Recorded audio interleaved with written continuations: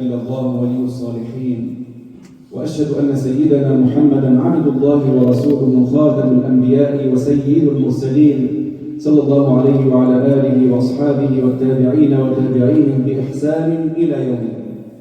أما بعد عباد الله، فكما ذكرنا لا بد عن قلب وأن يفكر ويقف مع نفسه وقفة: هل عندي هوى متبع؟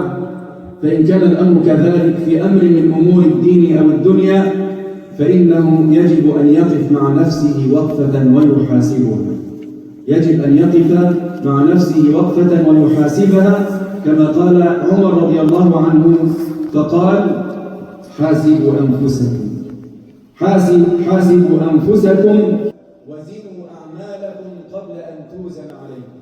يجب على المؤمن أن يعلم أن الله سبحانه وتعالى سيوقفه بين يديه. لا منا من أحد إلا وسيقف بين يدي الله.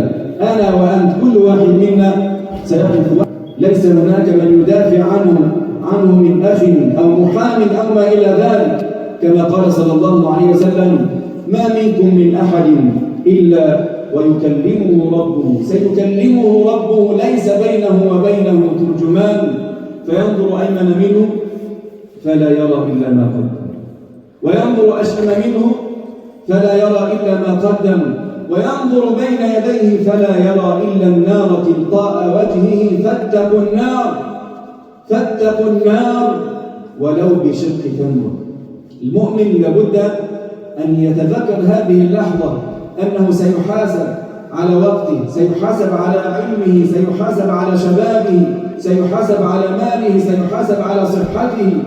هل اتبع الحق أم اتبع الهوى؟ سيحاسب على ذلك، فينبغي عليه أن يتقي الله سبحانه وتعالى ويتذكر هذه اللحظة.